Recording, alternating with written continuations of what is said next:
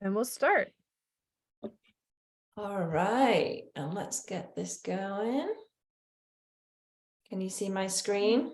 Yeah. All right, well, thank you for joining. I get to talk about my favorite topic in the world, which is HeartMath. And since we are an intimate group today, feel free to ask questions as we go and stop me if you want to, or ask at the end, whichever feels most comfortable. You're also welcome to email me afterwards. My email's in the presentation at the end. So any questions, please do reach out. So today I'm going to give you a little overview about HeartMath, what it is. And in order to understand that, I'm also going to teach you a little bit about the autonomic nervous system, which is integral to what HeartMath is and how it works, the role that the emotions play in that, and you'll come to learn why that's important, how we build resilience, what coherence is, and then I'll also leave you with a couple of techniques that you can use on a daily basis to really help integrate this into your practice each day. So a little bit about me, just to kind of kick us off here. If you told me that I would be doing this about 10 years ago, I would have just laughed, because it wasn't until I had an accident and suffered pretty bad concussion that this really came into my life. So about 2016, I got a pretty innocuous bang on the head, but it left me with just severe concussion, which lasted 2 years. And during that time, I'm just going to let somebody in, sorry. During that time, I went through the whole plethora of emotions that go along with that, because I couldn't work, I could barely get out of bed, couldn't take my kids to school. So it was a pretty difficult time from the emotions that accompanied that: stress, depression, anxiety. Thankfully, I found a path to healing, and HeartMath was part of that. And it was so important and integral to me that I wanted to teach others about it. So I founded my business Ascension, and the purpose behind that is to bring these tools and techniques to whoever it speaks to. And if I can help just one person doing it, then it's all worthwhile. So that's how I got here. So a little bit about HeartMath. The HeartMath was founded in San Francisco about 30 years ago. They operate as a nonprofit. What I really love about the HeartMath Institute is the scientific approach that they have. They really focus on the autonomic nervous system, the brain, and the heart, all based on research.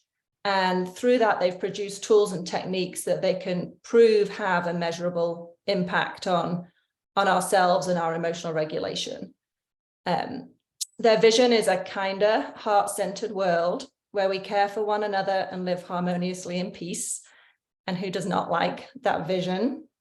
Their mission is to create or co-create a kinder, more compassionate world. That interconnectivity of the research is what I find so appealing about HeartMath Institute, because you can see the differences, and I'll share with you through this presentation some of those results, and you can really see how it affects people in a positive way.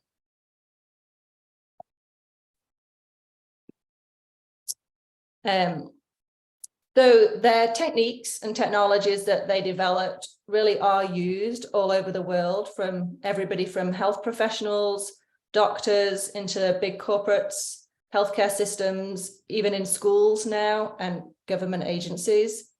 In the early 1990s, HeartMath Institute was one of the first to conduct research that looked at not just stressful emotions, but how they really impact the autonomic nervous system, the hormonal system, the immune system.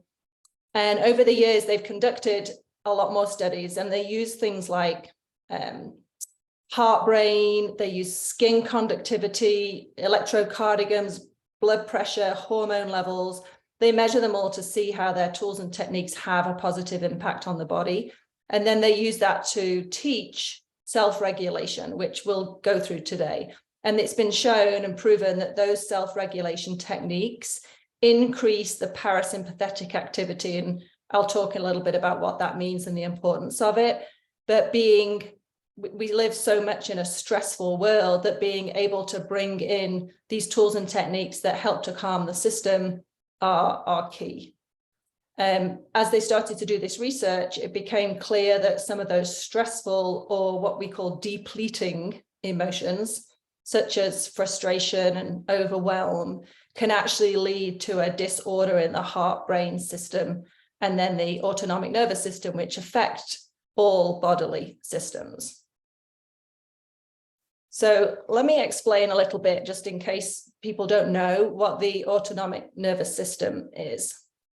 So this is the system that regulates all the processes that we don't think about. Things like our heart rate, our blood pressure, breathing, digestion, body temperature, everything that happens to keep us alive that we don't even have to pay attention to.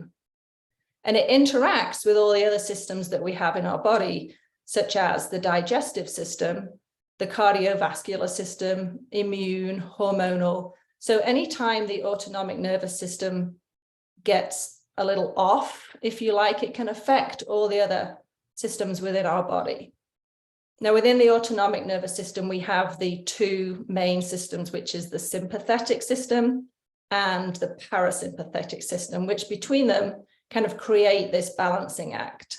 The sympathetic nervous system activates our body processes. So to give you an example, let's say I'm being chased by a tiger.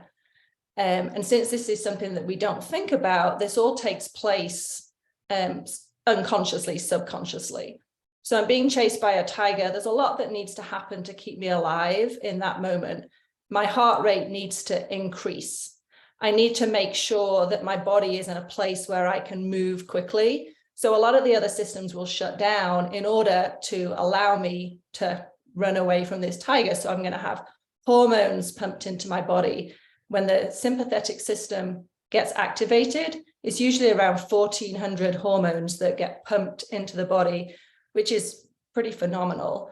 And then the parasympathetic system brings us back into balance. It deactivates and lowers that sympathetic system. So if we're constantly in a state of stress, which is that sympathetic system, the parasympathetic system doesn't really have the ability to calm us down.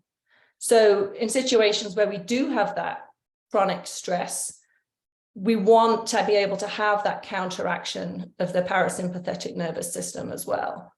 So just to kind of dig in a little further on that, some of the things that will happen, and you may notice this yourselves, if you're in a stressful situation, like when we're sympathetic, we stop secretion of things because we want to hold on. We haven't got time to be sneezing or to be salivating. We're not about to eat anything. We're running away from that proverbial tiger.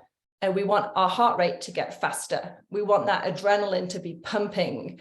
We actually want to not use the bathroom because we're going to be running away. So that all closes up and gets contained, which in a stressful situation you want. But now the body doesn't know the difference of stress between being chased by that proverbial tiger and being in a stressful situation, say at work, or something that happens in your environment. To the body, the stress is stress.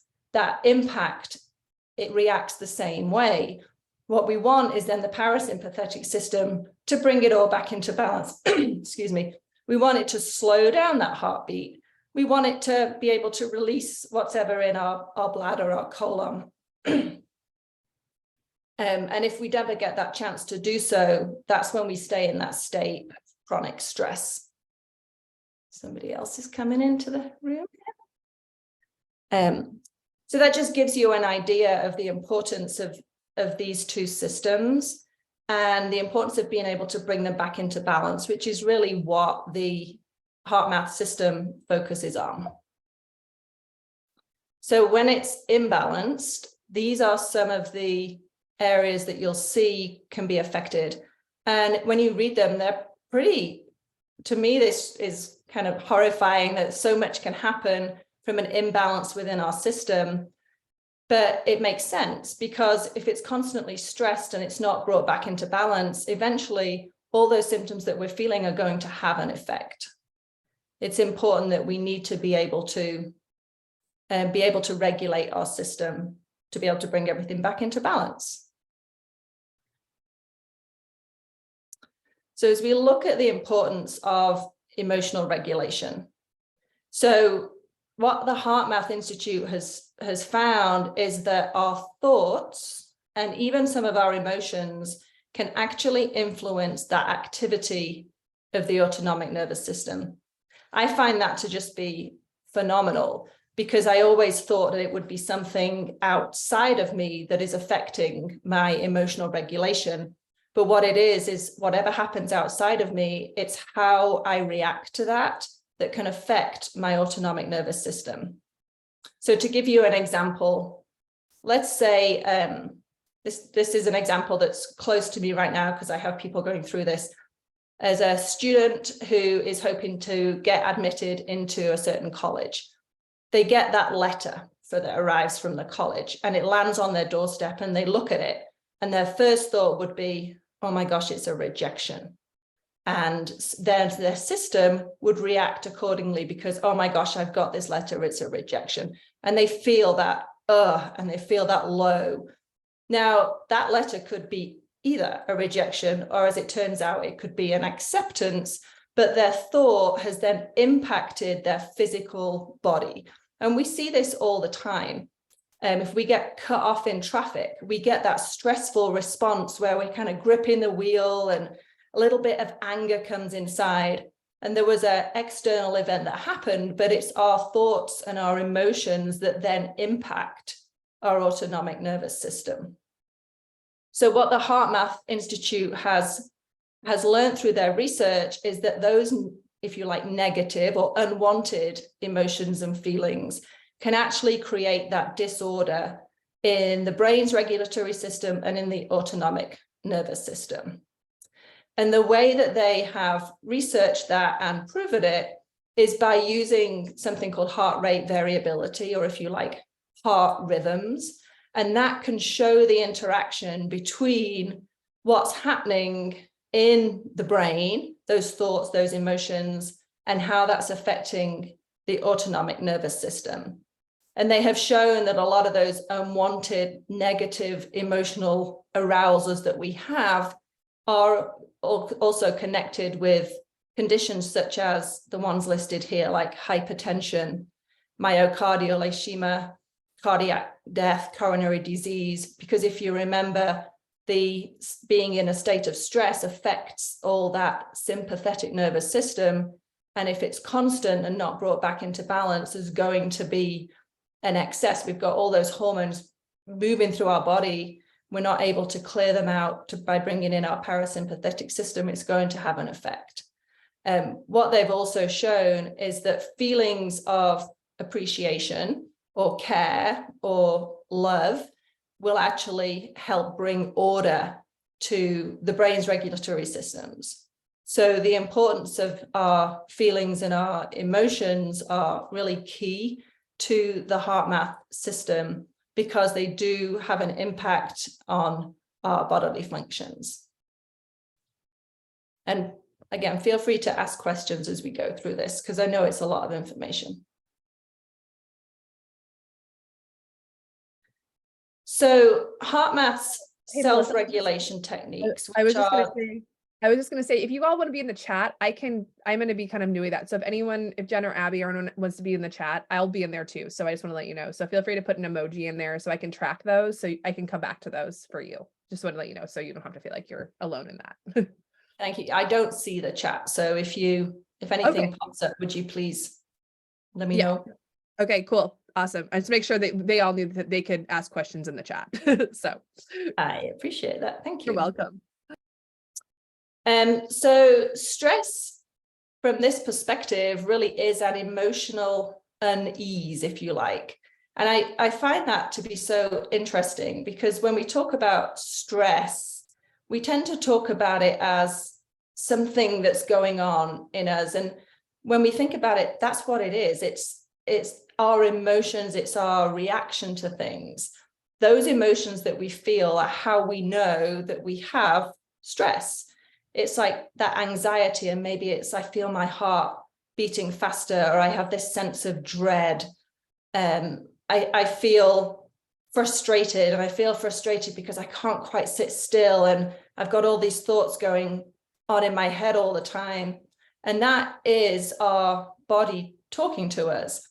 And we can actually self-regulate that through the HeartMath techniques, because it allows us to shift into a more coherent state. And I'll talk in a second about what we mean by a coherent state, but it's really that ability to self-regulate. And by doing that and being more in control of it, we can handle better demands and challenges of life as that are thrown at us, by being able to self-regulate our emotions and bringing ourselves back into a state of coherence. Then we have a lot more resilience for whatever life wants to throw at us. And let's face it, there's always a lot going on. There's a lot that life throws at us. We can't always control it. What we can control is how we react to it, at least through these HeartMath techniques. So those feelings that we have of worry, anger, impatience, overwhelm, they're real, absolutely. And the HeartMath techniques can just help us bring our system back into balance so that we can address how those are affecting our bodily system. And what the HeartMath Institute found was that it was that heart rate variability, which really is the best indicator of our emotional state. So when we are in a state of unease, for whatever reason that might be, it does affect our heart rate. So if we look at what we mean by coherence, and this is when we have an increase in the parasympathetic activity and our systems are synchronized. That's what entrainment means. It all works together. So the coherent state has been correlated with a general sense of well-being, improvements in cognitive, social, physical performance. And in the early 1990s, the HeartMath Institute was one of the first to conduct that research that showed how stressful emotions really impact the autonomic nervous system. And it also looked at how the emotions of appreciation, care, love can affect it from a positive perspective as well. Like I said, they used like ECGs, they used skin conductance, they used blood pressure, really looked at the whole body, and they were able to see how emotions affect our heart rate rhythms. And what they found was that an optimal level of heart rate reflects a healthy function in the body. So their tools have been scientifically proven to help us achieve this personal coherence, which is when all our systems work together and are measured by our heart rhythm patterns. So hopefully that makes sense, because I know it's a lot to think about. Melissa, I have a question. What does it mean by, like, I was trying to understand, like, what, like, the unwanted emotion, like how have you had clients like identify like an unwanted emotion? What's been their experience? Yeah, great question. So it's when somebody comes to me and says something like, I have anger issues. I hear that a lot.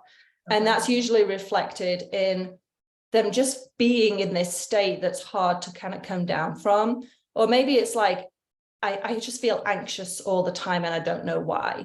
And it's an emotion that they're feeling, and they know it's that emotion because they feel it in their body and they're done with it. They don't want it. I have panic attacks. I can't leave the house. These are examples of people who come to me with these unwanted emotions of it's the emotions are ruling their life, and it's actually affecting their ability to go about their day-to-day activity. That makes more sense. Thank you. I appreciate that. Yeah, because I mean, even anger in itself is not a bad thing. We need the full range of emotions in order to function. Anger can actually move things along. But when it gets to a point where it's affecting our relationships with people, or it's affecting our ability to do our jobs, then it's something that needs to be addressed.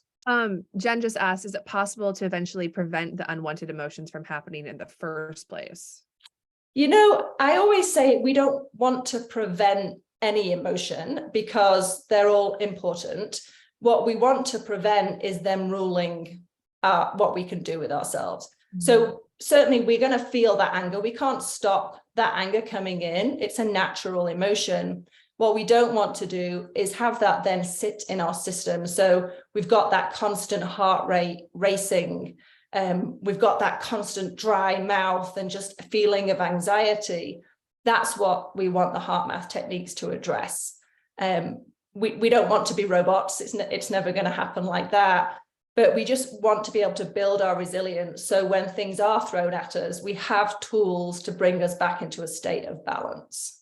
Jen said, I mean, the overreacting fear associated with the things that are not fearful. So I think like the dysregulation, some of the, that kind of the tiger, coming. Yeah. So these techniques will address, so a lot of that comes from the amygdala, which is like, it's a reaction that happens without us thinking about it. So let's say if we were to use that fear of, say, spiders, when somebody sees a spider in the room, it's irrational to be afraid of it because it's this tiny little thing, and yet the fear is real. So what we can do is bring ourselves back into balance, so that we don't hold on to that fear. We may always not like them for whatever reason, which could be seen as irrational.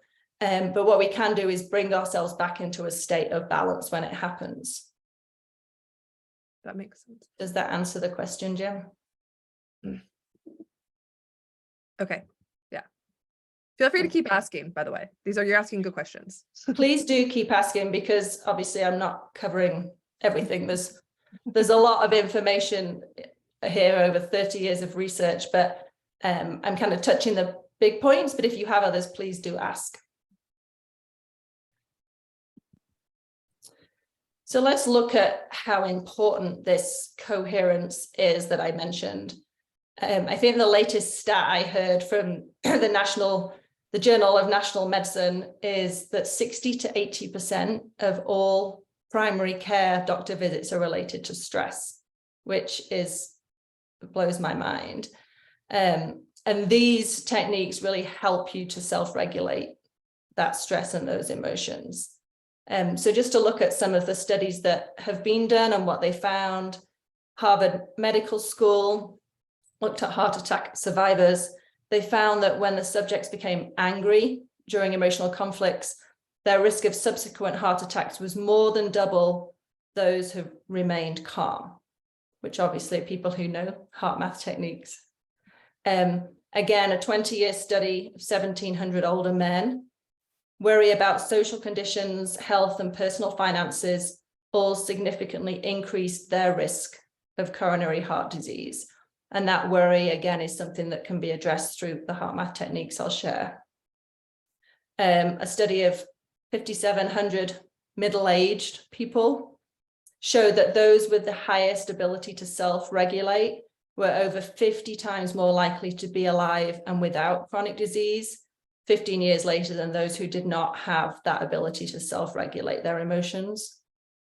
And then the British Journal of Medical Psychology, over 3 10-year studies, showed that emotional stress was more predictive of death from cancer and cardiovascular disease than from smoking in people who were unable to effectively manage their stress. They also had a 40% higher death rate than people who identified as non-stressed.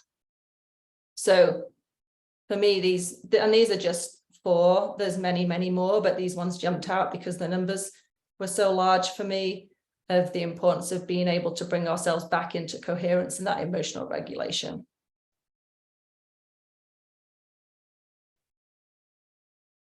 So if we look at the role of the heart, the research suggests that the heart is kind of an access point to that source of our wisdom and intelligence. It's not just a pump.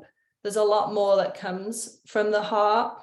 They found it had its own logic.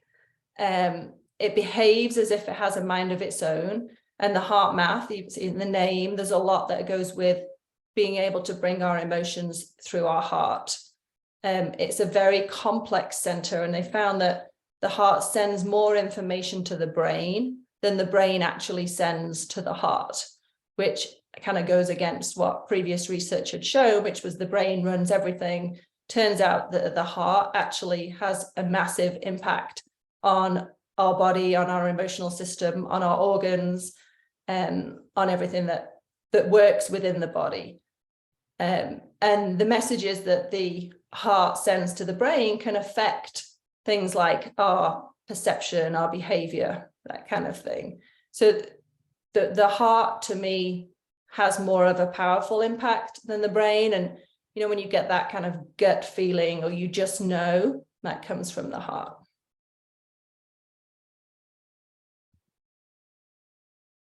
So this is a slide from the HeartMath Institute, which shows heart rhythm patterns. The top slide, and they measure this by using sensors on people. This is when somebody is in what's called an incoherent state. They're in a state where they're frustrated, worried, anxious. And you can see that the heart rhythm is a little disorganized. It's all over the place.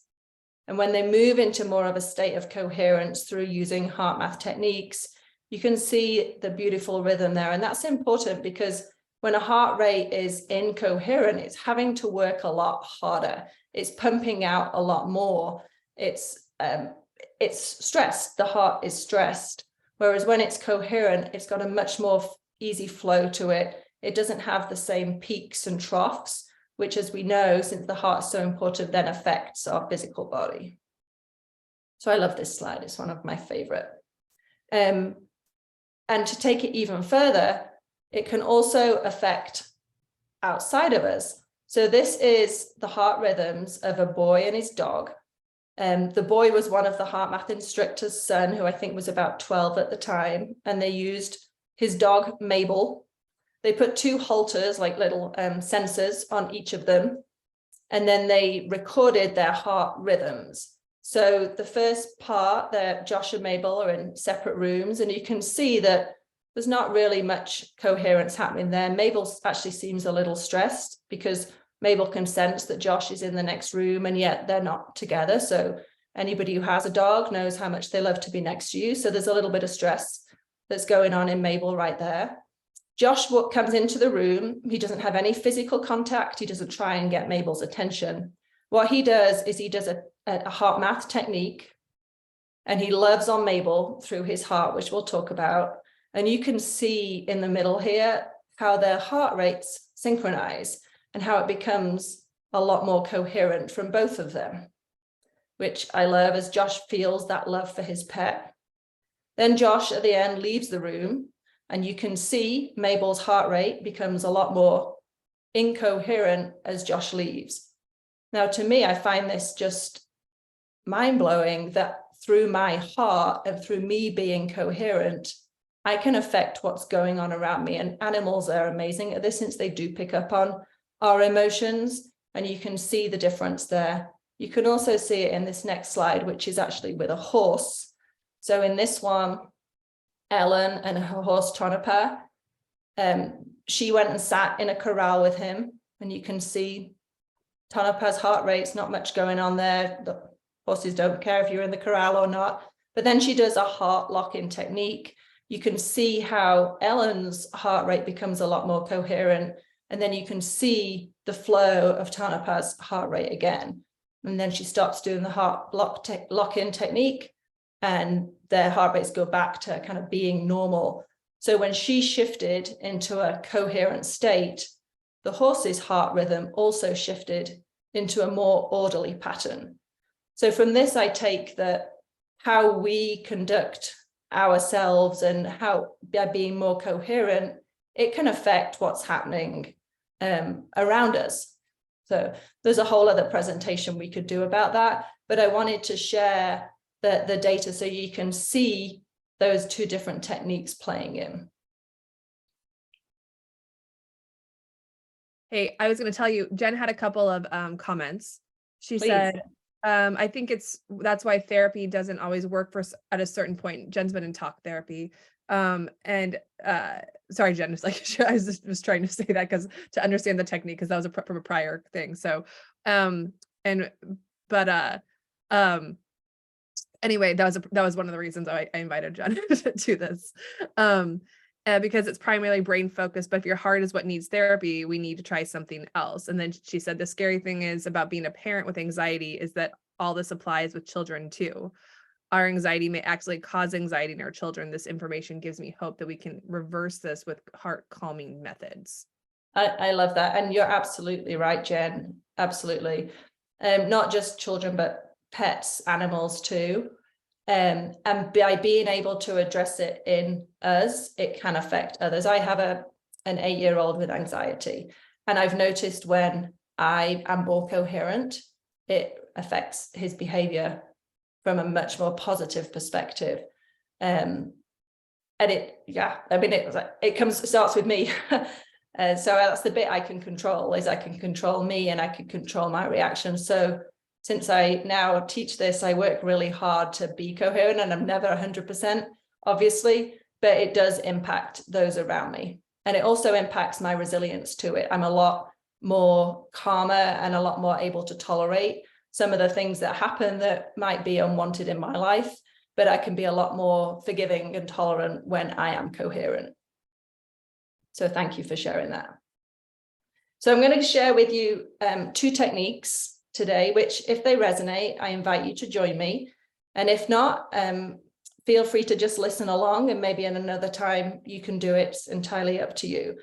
But this is what I call a quick coherence technique. It really benefits from those positive emotions. I use this all throughout the day. It takes 30 seconds or even less. You can do this in 10, 15 seconds. And it just helps bring us back into that state of coherence. So you could use this when you're talking with your family members. You can use this if you get cut off in traffic, if you get an email that you don't like, whatever happens that just gives you that moment and you feel it in your body. Shifting into this quick coherence technique really helps to bring you back. And we can measure this. If you've heard a lot of the heart rate variability technology, there's a lot of different ones out there. I love the HeartMath ones, obviously. They're available on the HeartMath website, but it just shows how it brings you back into coherence. And when you see the physical data, to me, that means so much, because it shows that it's working. So I invite you to join me. I'll lead you through this technique. So the first step is we want to focus our attention in the area of the heart. And you can do this with eyes open or closed, whichever feels more comfortable to you. I want you to imagine that your breath is flowing in and out of your heart or chest area. Breathing a little slower and deeper than usual. And find an easy rhythm that's comfortable for you. And as you continue with this heart-focused breathing, make a sincere attempt to experience a regenerative feeling, such as appreciation or care for someone or something in your life. This can be someone you love, a pet, a special place, an accomplishment or achievement that you've had, something that brings you a sense of calm, ease, appreciation, and care.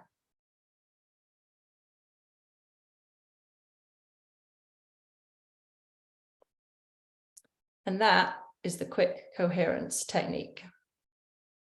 The power of it comes from focusing in our area of the heart, which we know is so much more than just the pump. And it comes from experiencing those regenerative feelings. It sounds so simple. The first time I heard about this technique, I thought, what's that going to do? It's small, it's simple. But when you see how this brings you back into a state of coherence, it's so powerful. And I love it because it's so quick. I mean, that took us 15, 20 seconds, and now brings you back into a state where you feel just more balanced. You can even feel the difference in the body.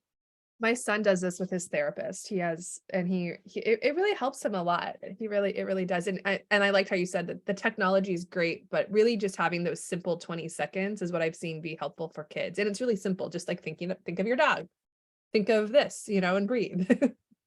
I love that. Yeah. And you can think of something different every time, the same thing every time, just something that when you're feeling that anxiousness or that frustration or anger or whatever that emotion is that you want to shift, just by focusing on something that gives you a more regenerative feeling.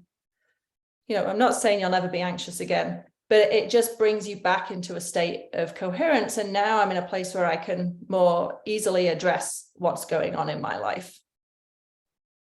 Any questions on this one? Because I know it's short, it's simple, and yet so powerful.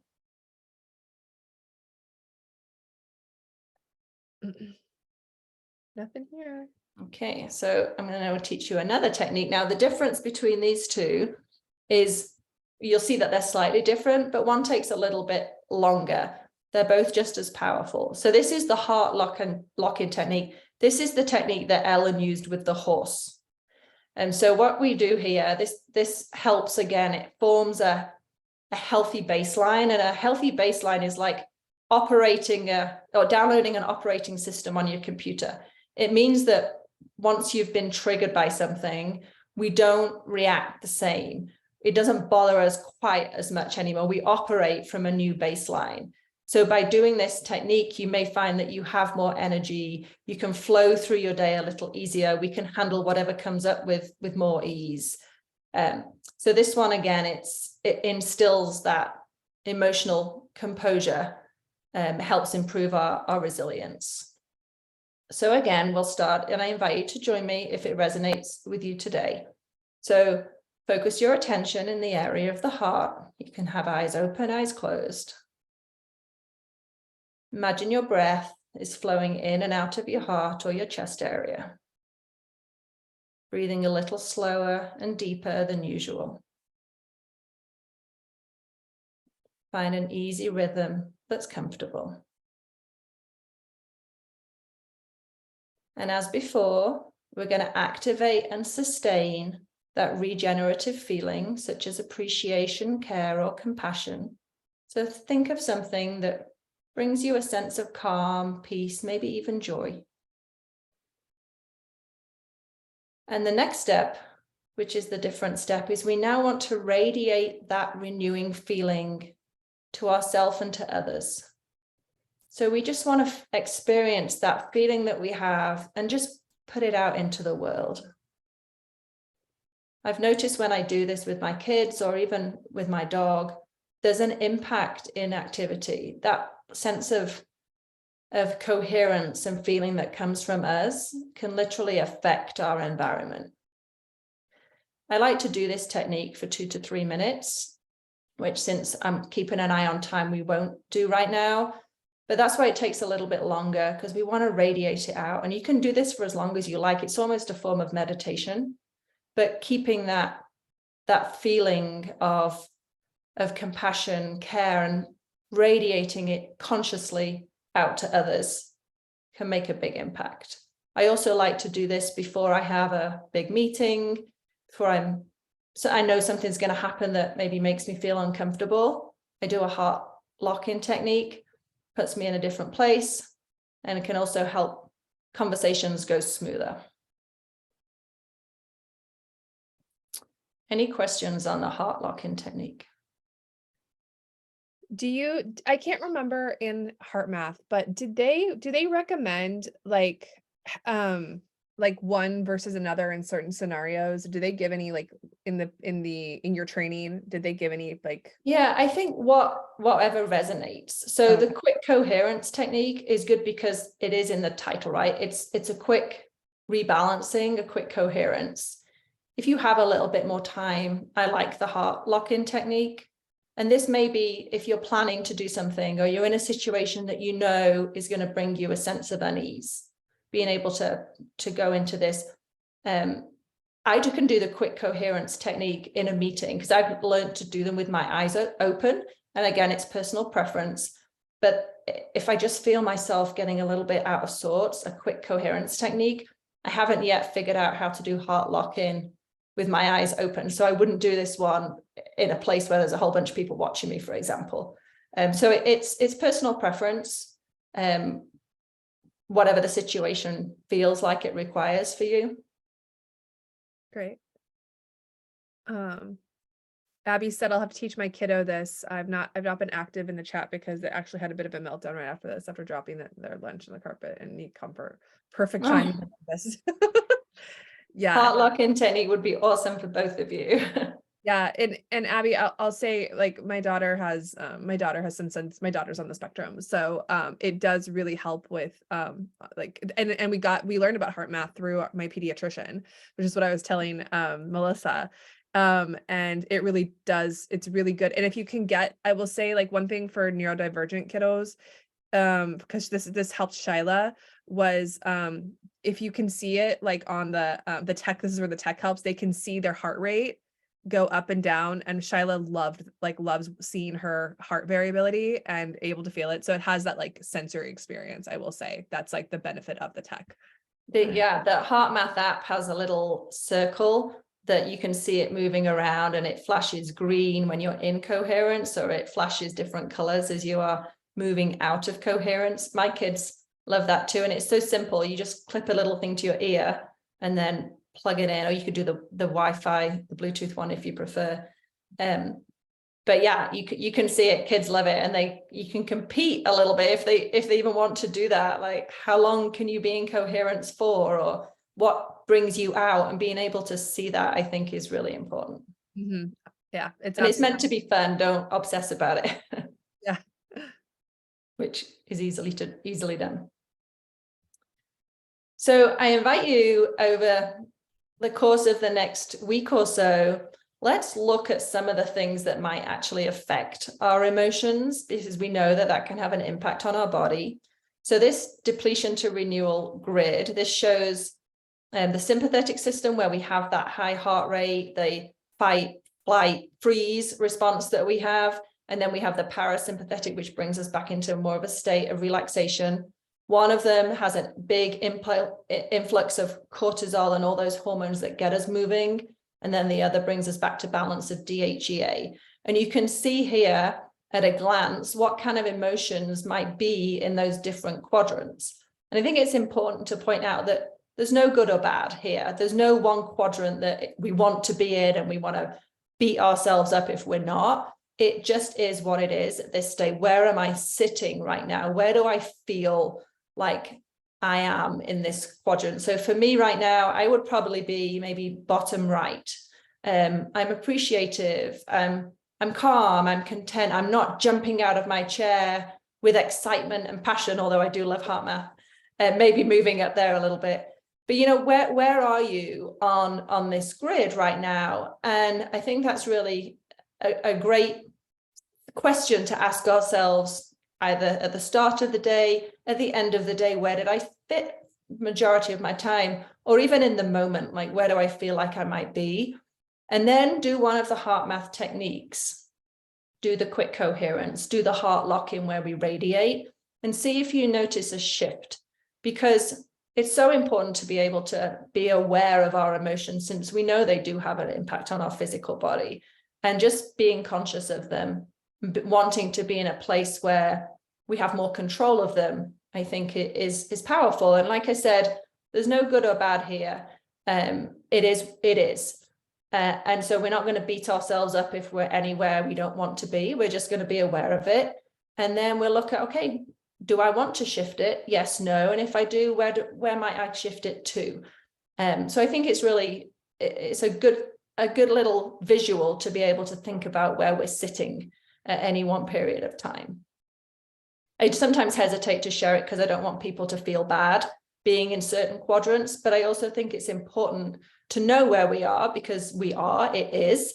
And then if we want to shift it, how might we want to do that? So I use this on a daily basis. This is like my spreadsheet that I use. What kind of emotions have I had? What's depleted me? What's renewed me? So again, let's look throughout the day, and you could do this once a week. You could do it in the evening as you take a look at your day.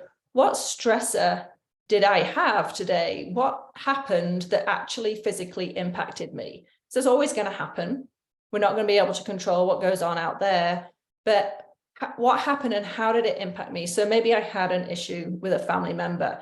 My emotion, my response was, that made me really angry. Have I dealt with it? I've been thinking about it all day, and I'm going to choose to ignore it and withdraw. And that's what happened to me today. versus an energy renewing where I actually had a good talk. It left me feeling peaceful and full of love, and now I feel more connected. I think being able to just see what happens to our emotions on a regular basis helps us be aware of them, so that we can bring in some tools and techniques to help self-regulate them. I know I like to do this because I've been trained in HeartMath techniques. I never did this beforehand, but it's really interesting to look at trends and see what my personal stressors are and what actually impacts me, so that I know if it comes up, it's a great opportunity to do a HeartMath technique so that I can help to self-regulate my emotions.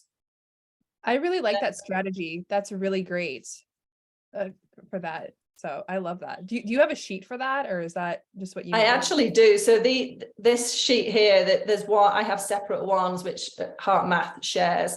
One is what things deplete me, and one is what things renew me. And being able to just look at them. So I want to spend more time in the things that renew me, and I want to make sure I'm not, residing in the energy depleting things.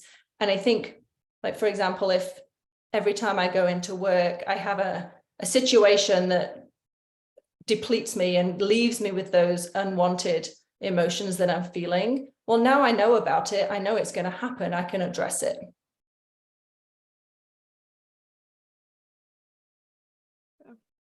Okay, so just to kind of wrap up here, as I've talked about, those self-regulation techniques really help to increase our coherence. And that's important, as we've shown. When we have a coherent heart rhythm, it affects all our bodily systems.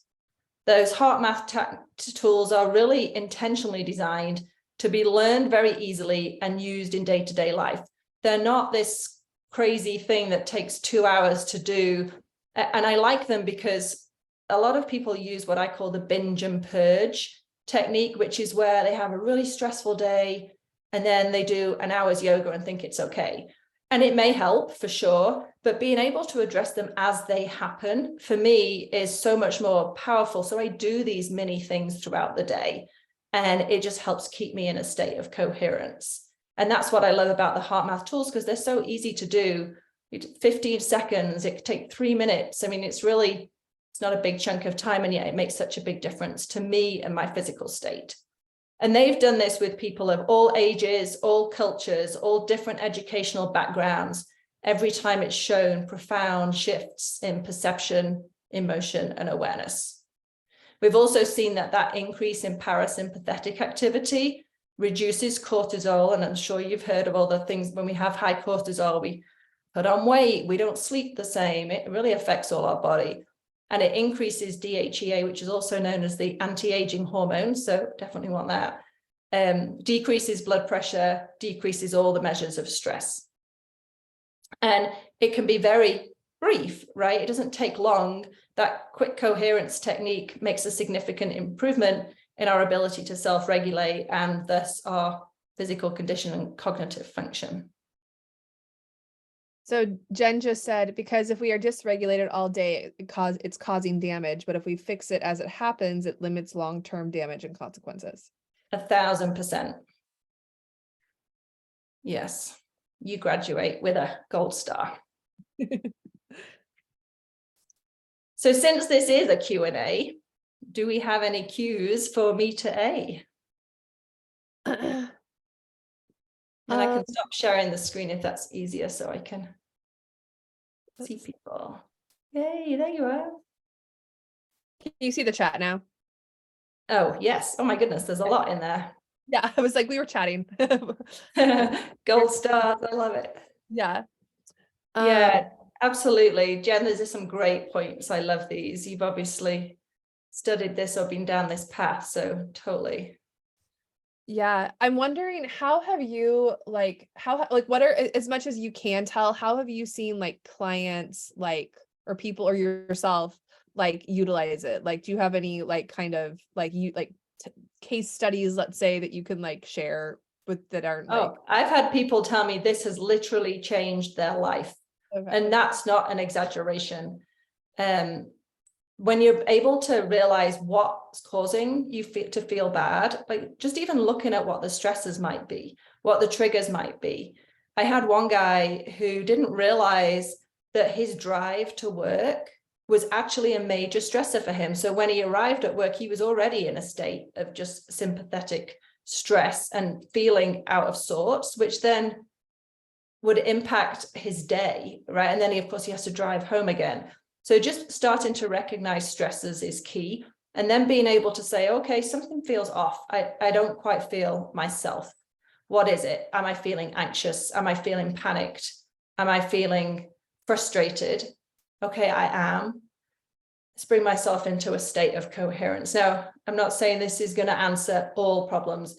There's more to it, right? Obviously, that's why there's therapists and people out there. But at least this is a start to be able to bring ourselves back into balance. Because like Jen said, if we're constantly in a state of dysregulation, of course it's going to have an effect on our body. Those hormones are going somewhere. And unless we can bring it back, that's when we see 60 to 80% of all doctors' visits related to stress, because people don't have that ability to be able to manage it themselves. So this just gives like a toolkit.